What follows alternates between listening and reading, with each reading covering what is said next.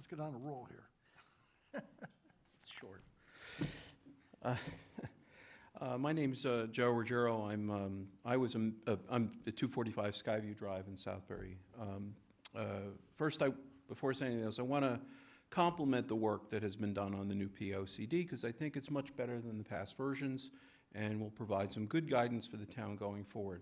It does, however, need a few minor adjustments before it's accepted, in my opinion. And one of those items is an adjustment to the PA 490 program that John just mentioned a little while ago there in Section 8, specifically towards eligibility. Please let me offer some perspective as to why I mention this. So in 2019, I was a member of the Tax Abatement Subcommittee that was appointed by, I think it was a joint Board of Finance and Board of Selectmen to consider changes to town tax abatement programs. And that's, it always felt like a little bit of a third rail in terms of doing work on tax abatement. You're never sure going to make everybody happy. So the team consisted of myself, Chairman Bill Tully, Tom Connor, Selectman George Bertram, Linda Trupp, and John Norris. We worked well as a team together to consider this, and we worked on it for about a year. To overhaul all the tax abatement mechanisms and make suggestions to the appropriate boards as we were charged to do. There was a resolution that was subsequently passed, as John mentions, by the Board of Selectmen and I believe Board of Finance shortly after our work was complete and implemented all the changes but one. And the last one was that change to the eligibility requirements of the PA 490 because it would have required opening the POCD early, 3 years early, and nobody wanted to do that. So the idea was, well, we'll just put it on the back burner, and in 3 years, when it opens up, we'll put it right in, it'll be done. Well, it didn't happen. The change, which would limit the eligibility to folks with 10 acres or more of property, was proposed because it was more in keeping with the original intent of the program that the state established in the first place. So, you know, the change is subtle. It doesn't affect existing participants. I think was mentioned, they're grandfathered, so that's not an issue. It's only when those properties change hands that this would be in effect. Doesn't bother existing folks. And I think that Darcel mentioned to me, I think maybe only 2 or 3 properties have changed hands even in the 3 years that would have been affected by this. That's what she told me today. I urge the Board of Selectmen to not accept the current draft of the POCD the way it is, and to please ask the Planning Commission to make what amounts to a 1 or 2 sentence change in Section 8 before it's finalized. As a former member of the Tax Abatement Subcommittee, I would be glad to help the new planning staff craft some language and to present it to the Planning Commission for their consideration at their upcoming February 21st meeting. So, thanks. Thank you. Would anybody else like to come forward and make a comment on the Plan of Conservation and Development? Carol? Thank you. Carol Winship, come on up. Colburn. It goes to what John just said. I'm Carol Winship. I live on Main Street in Southbury. I'm wondering, I'm not against the 10-acre requirement at all, although I think it would be nice if we could sister in some language to it which specifies that if you're going to use your 10-acre as 490 property and you're going to have animals, that 10 acres is for the animals, not because it comforts us visually. I've gone by so many places that have a 490 exemption, and their horse is in a stall area for most of the day, or a cow, or whatever. But I think if we're going to do this, let's at least bring in some new language to it. And that's it. Thank you. Thank you.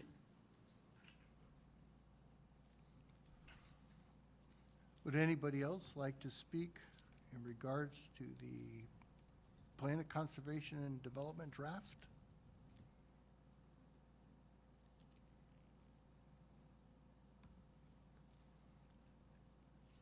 Is Selectman comfortable with closing the public hearing? Okay, I think we can close, do we have to vote on that, or we'll just close the public hearing? Okay. Public hearing's closed at 7:09. I will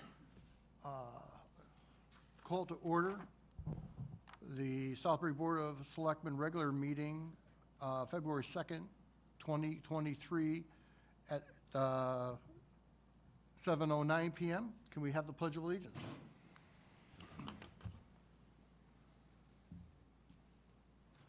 I pledge allegiance to the flag of the United States of America and to the republic for which it stands, one nation, under God, indivisible, with liberty and justice for all.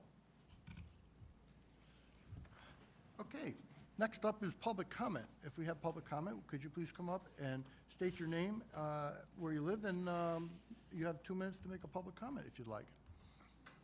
Wow. Is there any public comment? Is there any public comment? Is there any public comment? 3 times and we're gone. So we're past the public comments. You have your announcements and correspondence in front of you.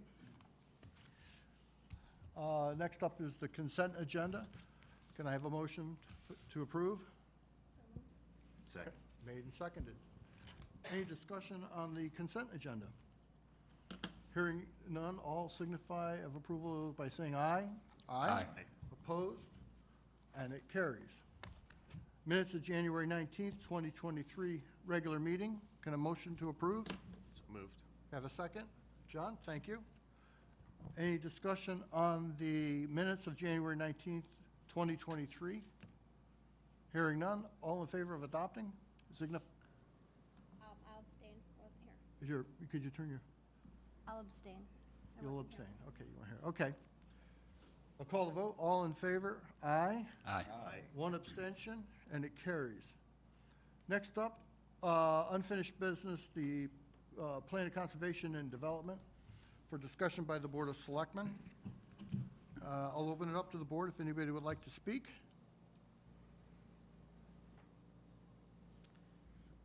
So I'll just, Someone's got to be first, Jason. let's try, Not everybody wants to hear me all night. let's try not to be. I'll, just following up on what I talked about at the last meeting and what Mr. Michaels and Mr. Ruggiero brought up tonight. After our last meeting, I circulated to everybody in the board the resolutions that were referenced earlier from the Tax Abatement Committee, their presentation, and the resolutions from the Board of Finance and Board of Selectmen that adopted those recommendations.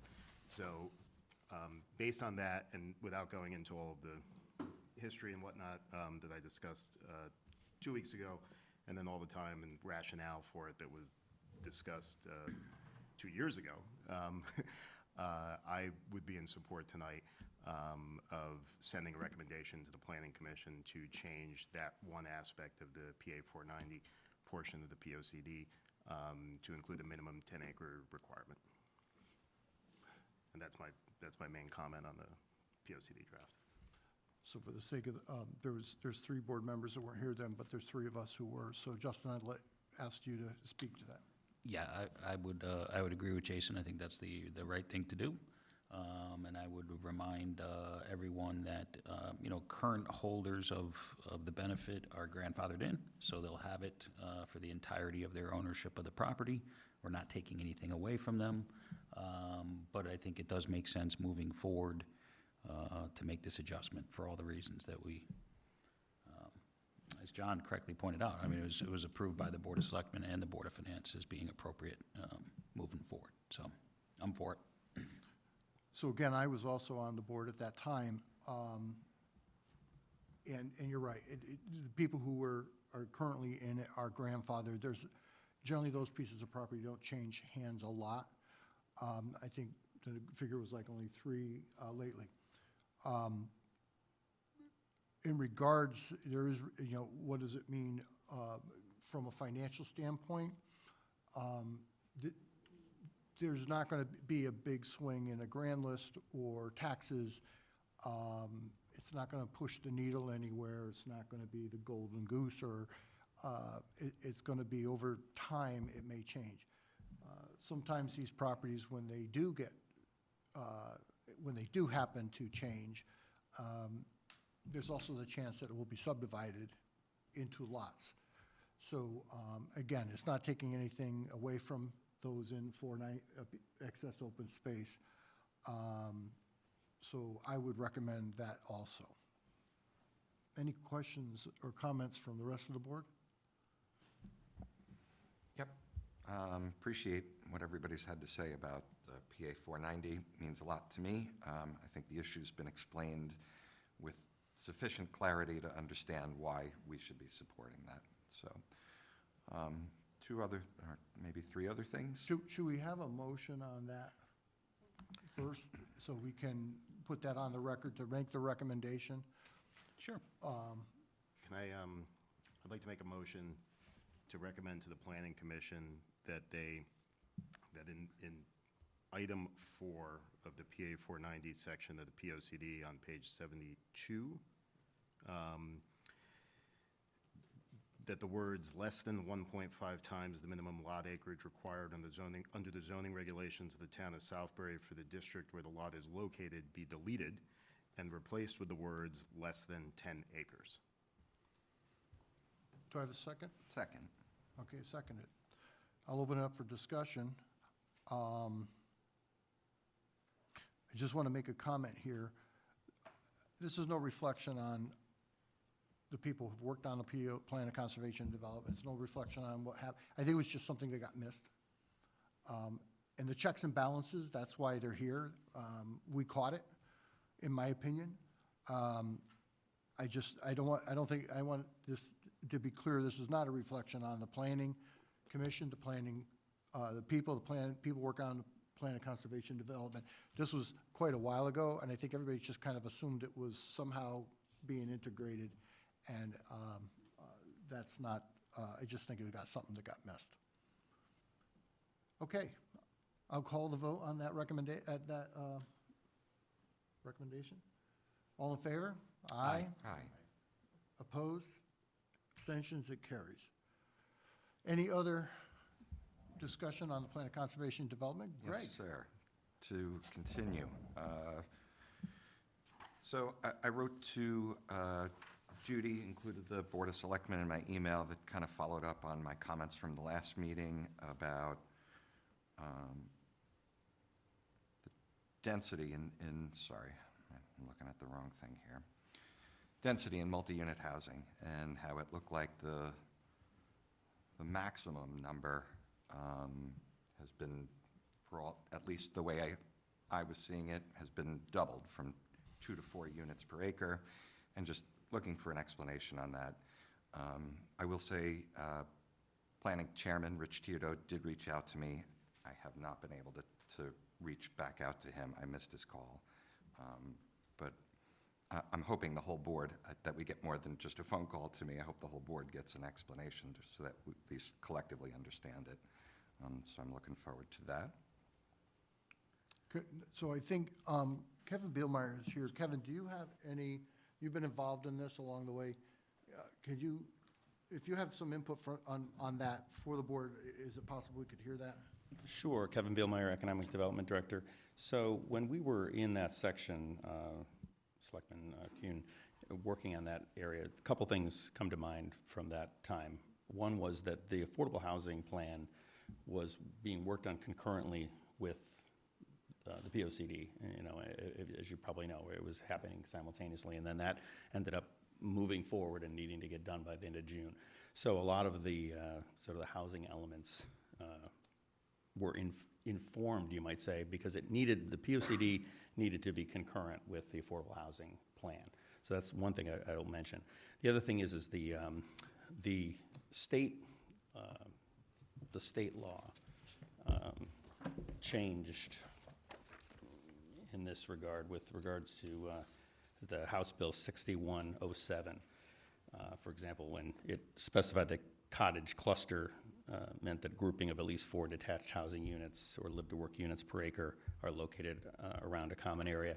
I mean, House bills come and go, they change all the time, but, you know, there have been some state guidelines that have, you know, informed density.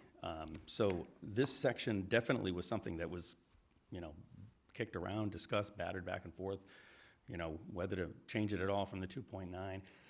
You know, it could have gone, you know, I think it was of the discretion to go as high as, you know, 10 units per acre. Not that that was seriously, obviously considered, but certainly there was a wide swing.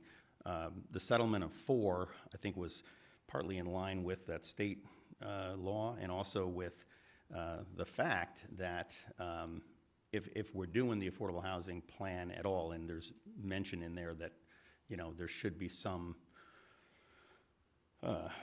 addressing, I guess you might say, that there's a need for greater density. So it was, I guess, the word I would use is really a compromise. It was like, how can we, you know, sort of show that we're taking a look at this, we're, you know, certainly not making a dramatic change, but making really like a small needle change. But the reality of it is that our current process is a PDD and a PDU process. So, you know, there's nowhere in town where you can just go, oh, well, now that this is 4 units per acre, we can just go and build 4 units per acre.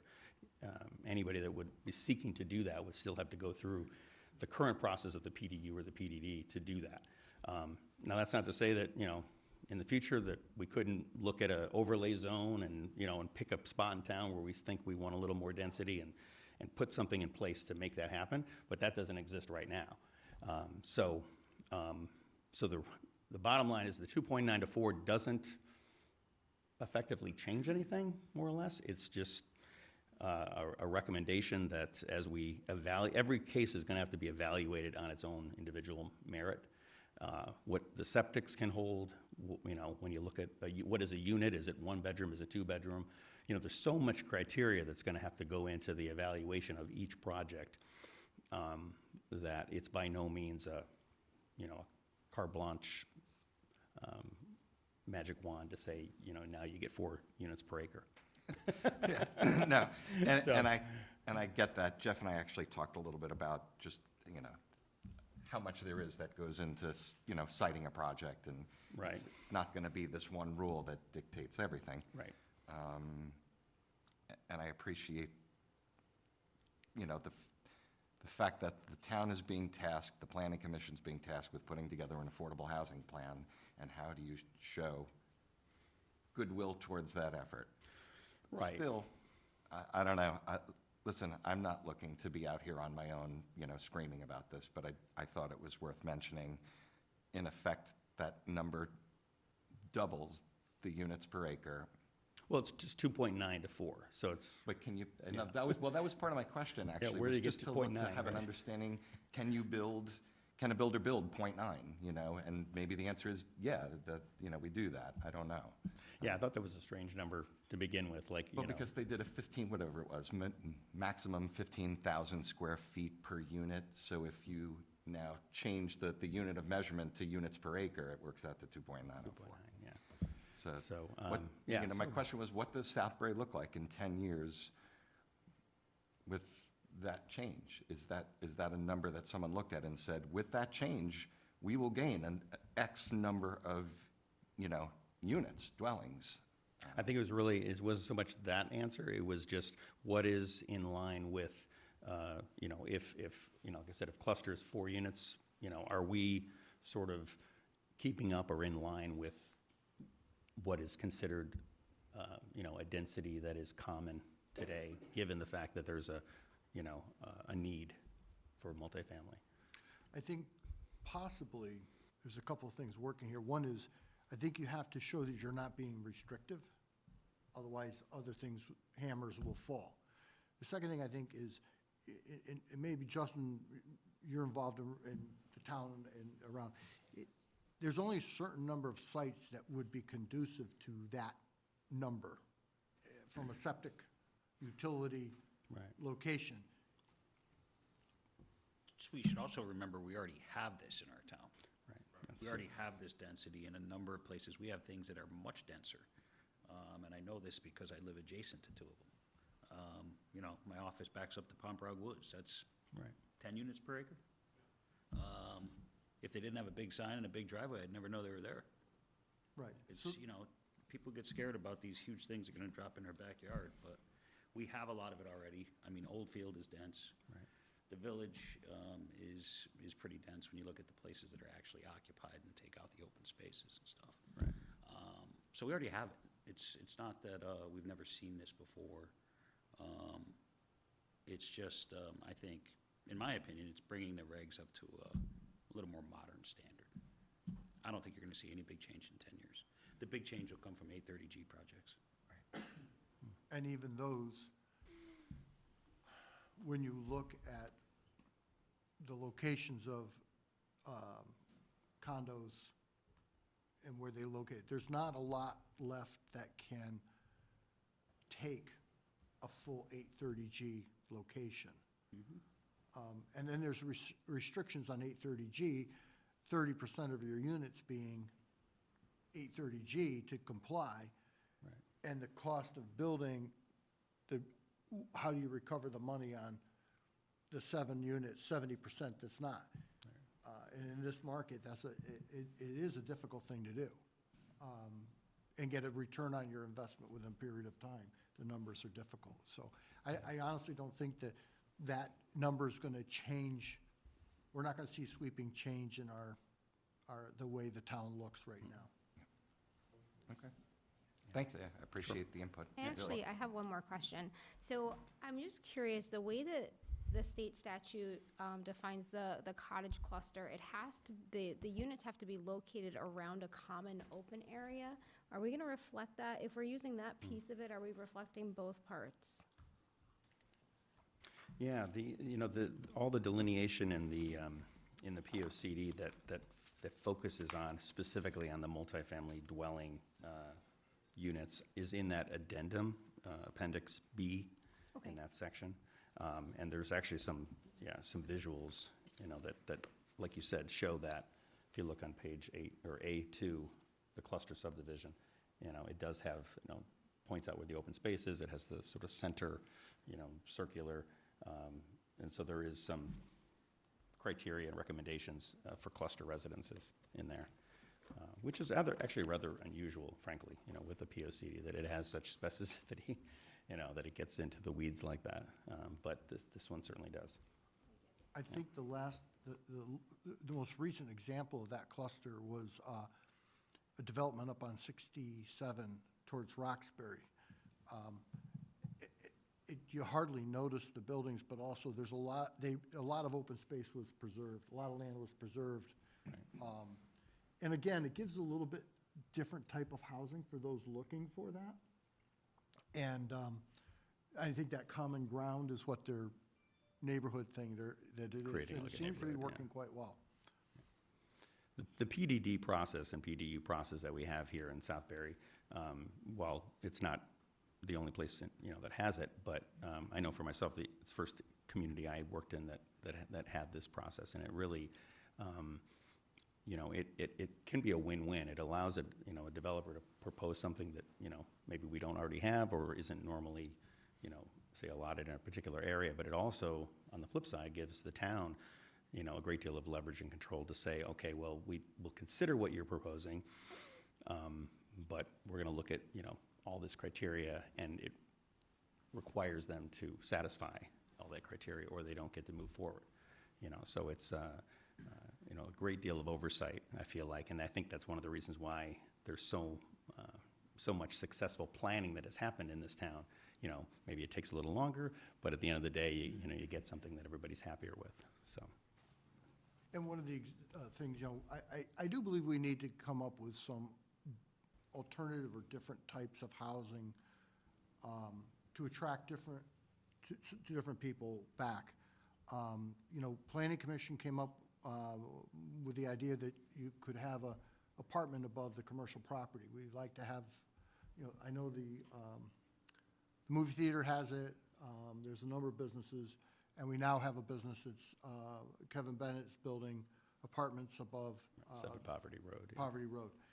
And just recently, I heard from a friend whose family's been here a very long time, and one of their family members wants to be able to not have to drive a car, that they can, be able to come downstairs and go to breakfast or walk to lunch or whatever. And it dawned on me that we have that. We have that on Main Street. We have it. So it's just a different type of living style that people would like to come back. I mean, selfishly, I say I'd like to see some of my old friends come back. I'd like to. So again, it's like, okay, there are apartments that you can live that lifestyle, and it's integrated into our community without a big issue. You barely notice it, and but it's planned and laid out well. We have apartment buildings, but they're in areas where it can handle them. It's not really changing a lot of that area. They're large enough that they can put the screening in, and the Planning Commission asked specifically for site plans. And I've discussed that with 830G, and what would it be? Well, if you have to have 3 apartments at affordable rate, and 7 apartments have to make up the difference in the cost, in theory, you should enhance your facility and your grounds and your landscaping to make it so that you can get the amount for the 7 market rate dwellings to offset that cost on the other end. So, I don't think you're gonna see anything come through that looks like a low-income, ugly, because you can't get your money back. If you're a business person, you have to give a reason that people want to be in that rental or that unit. So I think we have to get away from that. I thought about that a lot. What would attract me to buy that, to move in there? You'd have to, for the rate you're charging me, I'd have to have some amenities and some landscaping, and it's got to be something I'm willing to pay for. Right. So, Holly, you have anything else? No, thank you. Greg, you have anything else? I do. So, yep, thank you so much. The 2 things are smaller, but, if we're being tasked with going through this document, I think I'll be sure to provide the feedback to the Planning Commission, just to share something that struck me odd, going to page 130, which is section 14, page 7, same place, same spot in the document, community facilities and services. They talk about the senior center, and it's a quick couple sentences, and it talks about how the senior center staff feels that they have outgrown their facility due to increasing interest in senior programs and continued increase in the town's senior population. And while I don't necessarily dispute how the senior center staff feels, I took the time to do a search for the word staff in the entire document, because it crossed my mind. Did we ask town staff, about, anything? And it's the only instance of the word staff in the entire document. And so that sort of it just led me to continue to ask questions. Like, why would we include about the senior center that the senior center staff feels they've outgrown their facility? And I guess, my question is, Why is it in the document? why is it in the document? What was the significance of that? So that's sort of my question that I'll pose to Planning Kevin, again, Commission. do you have any information on why that wording would specifically be? Sorry, dragging you back. No, that's okay. That's why he's here. Yeah, that's why I came. No, what I would say there is that actually you probably found in much of the document overall little change, right? And part of that is that the POCD itself is a refresh or an update, as it was called. It's not a rewrite. That's literally, I pulled back, the previous one, and it's right out of the previous one, so it's essentially a section that is, little has changed. Little has changed in the paper. I know what you mean. And that question to the staff, if and when it occurred, was 2011, essentially. It wasn't like that was revisited. Now, the space itself continues to, have a co-occupation. So that hasn't changed. I do think, when you look at the 2 paragraphs, one of the few changes in that section is talking essentially about Parks and Rec and the sharing of that. Because that is, if you look, let me back up. What's different about that section and the new one is essentially pulling out Parks and Rec out of that paragraph. In the previous document, it didn't have its own paragraph, Parks and Rec. It just mentions how, they're co-occupying this space and they feel, congested. In the new document, it simply is stating that it shares the same building and it offers such and such activities. Right. But to your point, that particular feeling as shared is old feeling. Yep. I mean, maybe it, to your point too, maybe it's not current feeling, but we don't know because that isn't what this is. Well, if the yeah. staff specifically was not commenting, if that was a leftover from 10 years ago, I don't think it should be left in there that this, because it's not the current staff and that's not, I'm not saying Right. co-sharing and the need for always considering a larger facility for our senior and Park and Rec. I can understand that. But yes, I agree with you that, pulling over from what was said essentially 20 years ago. That was 20 years, then now we're, or 10 years. 10 years, yeah. But it is interesting because even 10 years ago, there's things, as I was reviewing this, that are, from 2002, because 2012 was a update from 2002. So what I will say is I'll go back and look and see if there's anything in the notes that illuminate if a new question was asked and if this is reflective of current. Off the top of my head, I'm saying I think that this is just carried over. Right. But, And so, my feedback would be, it seems irrelevant to the POCD, to me. Comparing it to all the other, when you read about Public Works, Fire Department, all the different, Yeah. departments in town, it struck me as completely different, and why is that in there? Yeah. So- No, I hear you. And I think it makes it sound, and again, if I was the staff and I hadn't said that, it'd be like, I hadn't said that. I Right. mean, maybe they agree with it, but it wasn't said, so I think we need to, yeah, let me go back and see if in the survey, for example, because surveys were conducted, if Well- that's reflective. I don't even necessarily want to get into that part of it, but it's, all you have to do is go to the back of the POCD and start reading community feedback comment on senior center. And for me, it just, it seemed odd that we'd have a comment in there about senior staff, based on all of that. Yeah, let me at raise that. it, I'll take a note tonight, that's one of the reasons I came to. And then I'm curious, was any other department conferred with, animal control, or, Well, that's what I was saying, is I'm not even sure I don't think that's the intent of the POCD, is to get staff opinions on their workplace. But if it is, then you definitely missed the mark, because There's there's no certainly- indication that was done. so. Yeah, and I think we would want to afford that opportunity to everyone, and why just one department? So definitely something we should revisit where that came from, if it's applicable. Applicable now, yeah.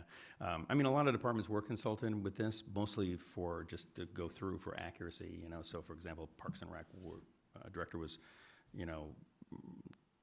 asked to take a look through, make sure all the parks are, delineated properly, which actually resulted in quite a bit of change in the whole park section because of that, A lot of people were given the opportunity to weigh in, and, some took advantage of, some did not, so I won't necessarily state which was which, but try to solicit as much input as we could. That was one of the things that took a long time.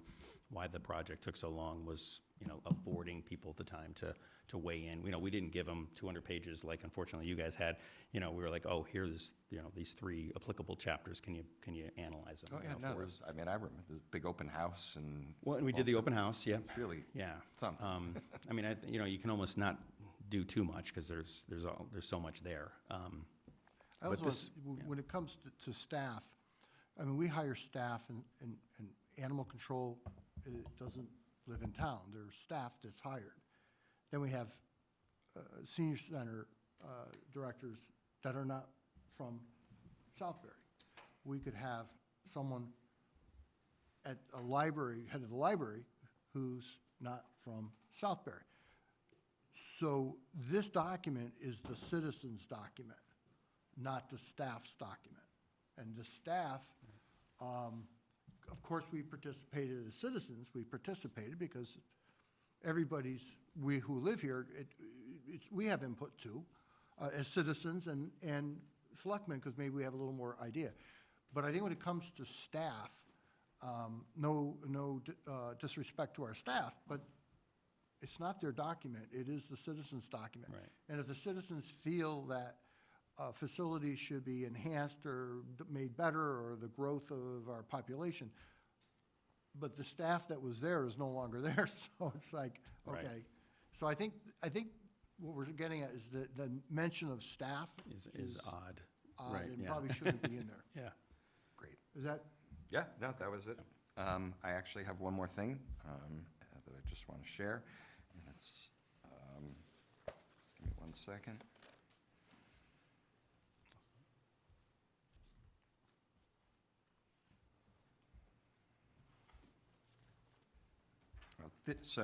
I'll just describe it, right there. I was literally going through and reading, and it's just formatting and grammatical stuff that I'll pass along.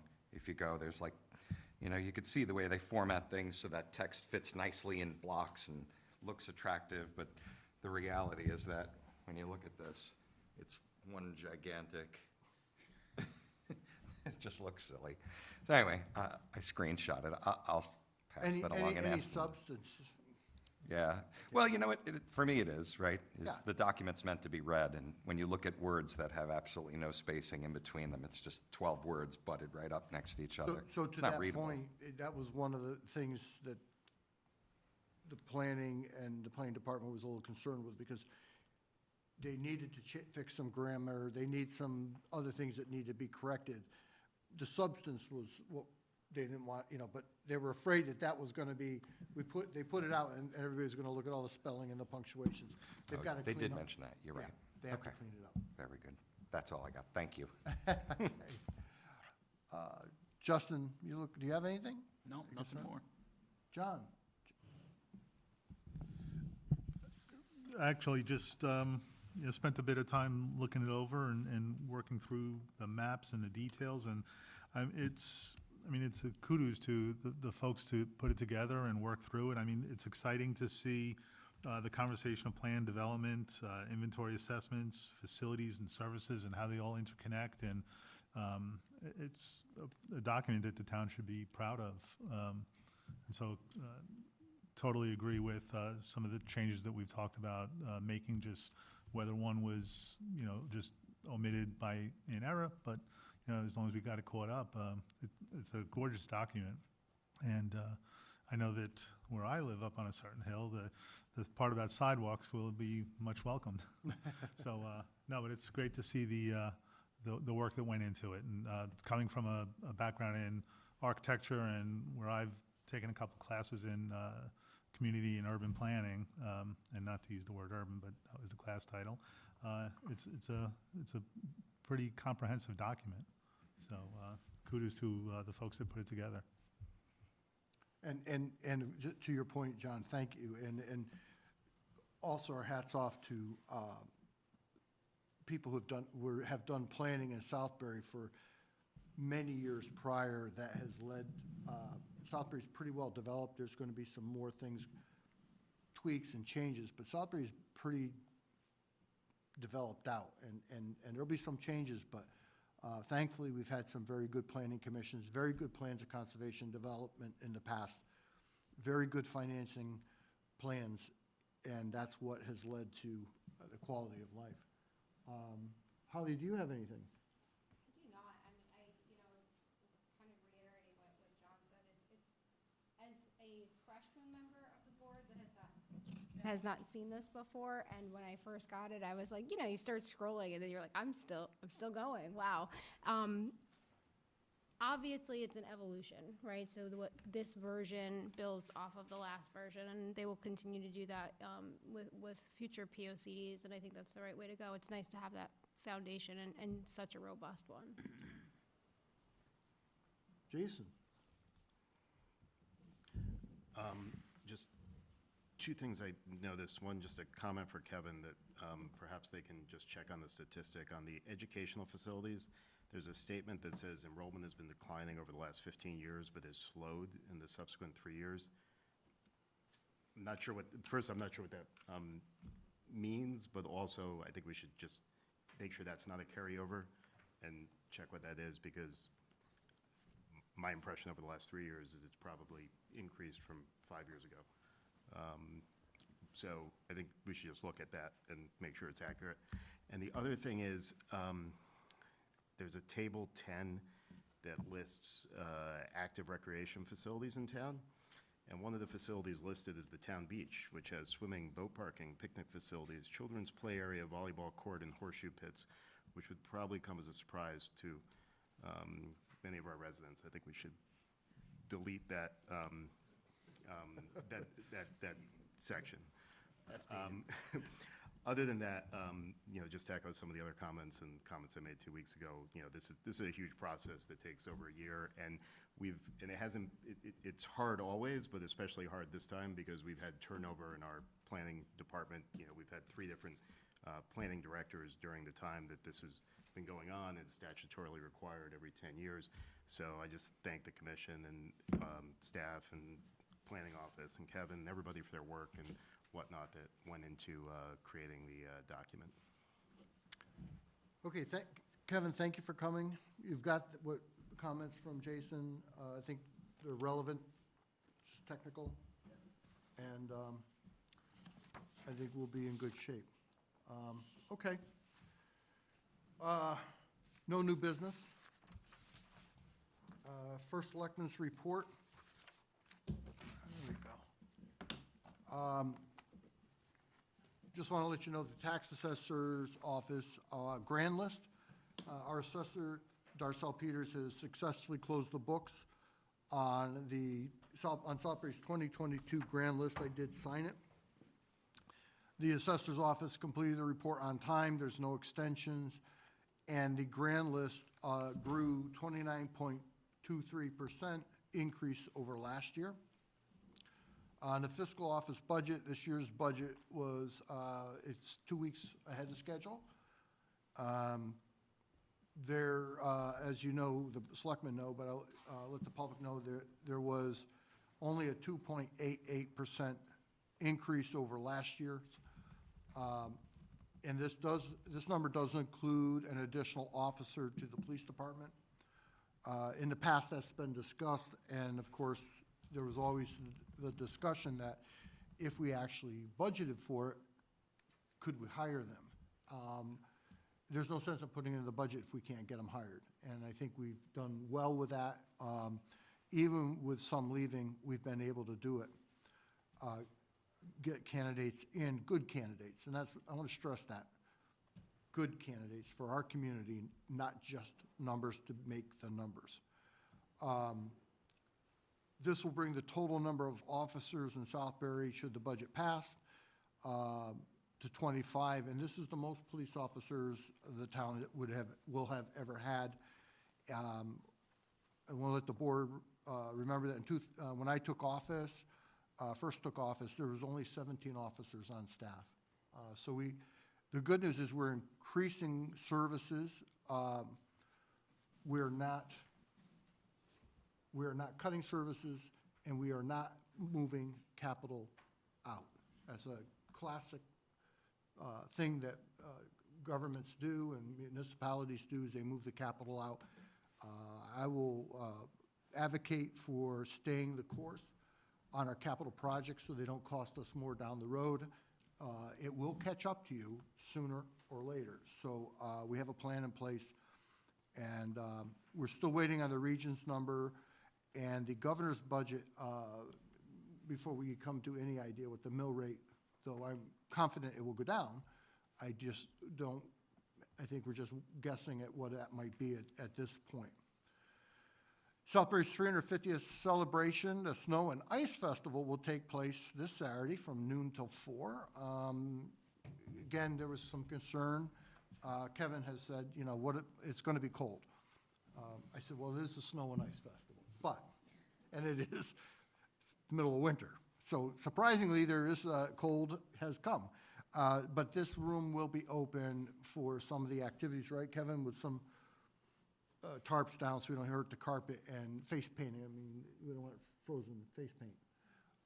And then, and they can eat here if they want to. And so the chosen activities will be inside. There'll be some tables set up. Restaurant Week kicks off on Saturday also. There are 21 restaurants participating from February 4th to 11th. It'll be a great opportunity to sample some of the outstanding food that is offered here in Southbury to our residents.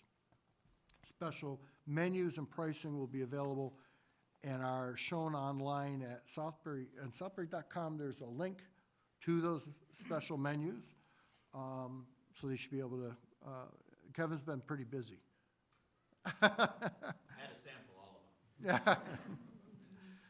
Yeah. Senior Services Director, Andrea Corcoran has been, she's settling into her new role as a new Senior Services Director. I think settling quite well. I see she's busy on the phone every time I get there. I'm not sure what she's doing, but I'm sure she's working. The Senior Center is hosting a reception to meet Andrea on March 1st at 1 p.m. Cake and coffee will be served.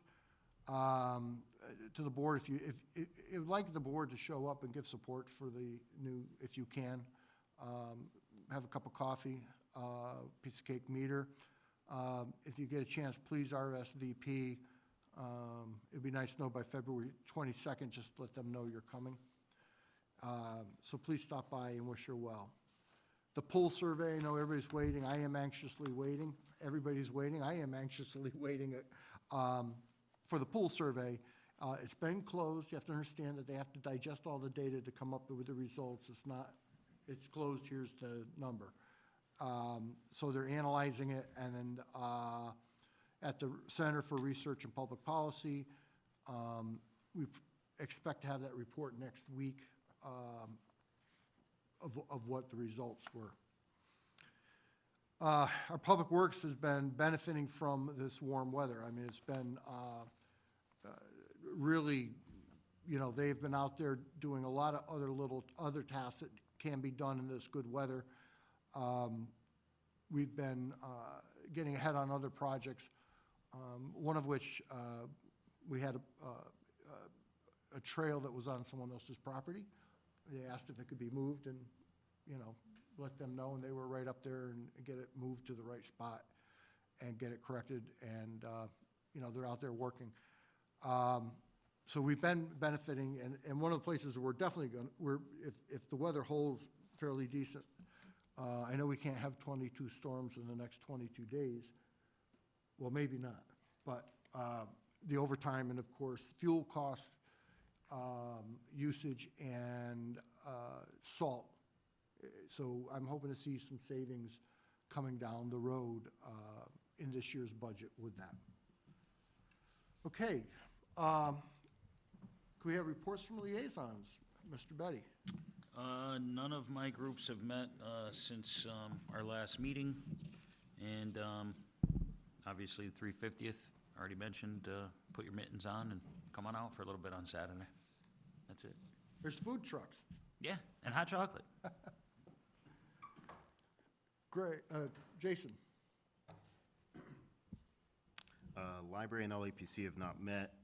EMS didn't have a quorum, but they did talk about the need for new members and whatnot, and I think we are remedying that issue. Tonight, we made a number of appointments to the EMS committee. So they'll be meeting next month. And the police study group had I thought, a really informative meeting with the Connecticut Police Chiefs Association a week or so ago. Justin was there, Bonnie was there. And we met with their executive director, chief of police from another town, and the chief who's helping us, the chief in Naugatuck. And it was very informative and helpful as we now prepare to go out and interview various towns throughout the state who have made the switch from resident state trooper to independent police force, and some other towns. So the group has finalized sort of an interview questionnaire, and Dan is working on scheduling meetings with various towns. So a little more on that. And that's it. John? So the Conservation Commission met on January 26th. Little hats off to some of the comments we were making about the Public Works having some time to be able to take care of some additional work in the nice weather.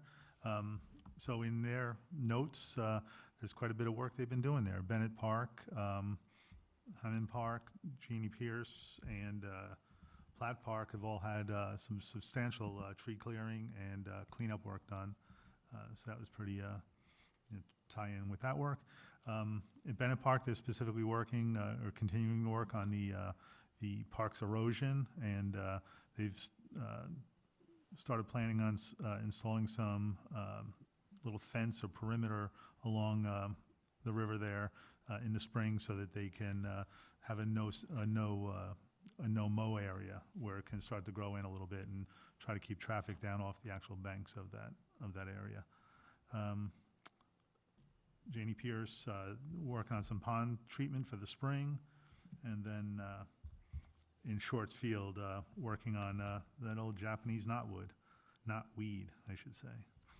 And then that's about it for the good work. And I just wanted to also mention again that when you sit in on one of these meetings and you hear what they're working on, they're in the trenches. The commissioners are down there walking the trails, working with the Parks and Rec, hands-on, actually cutting and creating some of the trails. So it's pretty interesting to hear them and see them work. So hats off to them, and give them a shout out if you see them on some of the trails in the conservation land. Parks and Rec met on the 26th also. One new rollout that they shared some information on is the new recreation website. So it's pretty user-friendly, a lot easier to make reservations and multiple reservations. From what I understand, it used to be, if anybody tried to make Adult Swim reservations, you had to go in and make one, and then you had to come back out and make one for another family member. From what I understand now is you can do them more grouped to build a shopping cart and be able to check out in one shot. So that's come a long way. They rolled out a little bit of a review of what they're working on for this year. Arts in the Park, historic walks in May. So May 6th, I think, was the Arts in the Park. May 7th, historic walk. July, they have 4 concerts planned, and then movie nights in August. And this, of course, is all going to be based on the 350th anniversary themed. So looking forward to all of that.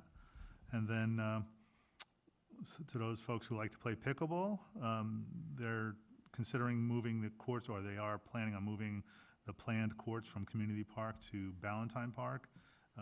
They've gotten some feedback from building 2 or 3 courts at Community Park. Doesn't really fit well with the way pickleball is played in a kind of a round-robin tournament type style, and you need 4 courts. So that would be looking at putting it in Ballantyne Park. They've put a site plan on and sent that in to be reviewed and detail worked out. And one other big thing that will help me out, they are moving their meeting dates to the second Tuesday of the month. So now I will be able to attend them both as opposed to switching back and forth. Yeah, we're going to do the 8/24 who knew that if you're not a pickleball person, you need 4 courts. So we're going to, and actually with the weather being good,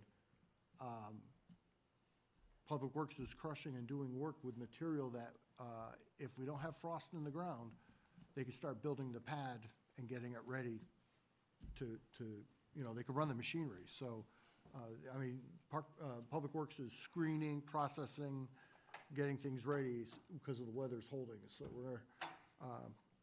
we're going to take advantage of that if we can get that going. Okay. Yep, looked like they were, looking forward to that and playing in the spring. And then the Community Relations Task Force met on the 25th. And still looking to kind of get legs under them. They are still looking to invite a member of the clergy to come join and work with us to build some of the goals we're trying to develop. I don't even want to say we have goals yet. The 3 students submitted essay applications for the rising senior position. They were great great essays and a lot of good resources there, and it was a very tough decision to make as far as selecting one out of the group. So we didn't actually cross that threshold, and looking to do that next month. And it actually may look like we may pick one out of the hat just because they were all basically equally talented. But with that, it would bring us pretty close to having each member seated on that task force. And there's just been a lot of questions about, like, what is the task force doing, and what are their goals, and what is it going to look like in the future. So one thought they talked about is coming up with a community reception to basically just kind of meet some of the community and meet the folks in the town who may have some input to what we can work on. And then the process of establishing a rotating chairperson has basically come along, and it looks like Terry and Colette will work on doing that as a co-chair. So more to come on that. Greg? Nothing to report. Holly? So the Board of Ed did have a meeting on January 23rd. They had a lot to talk about, particularly around financing. So as you know, over the last couple of months, they've been talking about some of the capital projects that they have to tackle. There's repairs to be made in various buildings. So the majority of the meeting is debating whether to bond items or to pay for them up front, and kind of what the implications would be and what that would leave them money to do throughout the time of the bond, and if they could do everything that they want to tackle. And then they broke and went into executive session to talk about staff goals for the superintendent. So obviously, staff issues are in executive session, but lots of great questions, throwing around, where do you go? Do we bond it? Do we pay for it? And how do we get the best bang for our buck? So. Okay. Motion to adjourn. All in favor? Aye. Opposed? And we're adjourned. Thank you.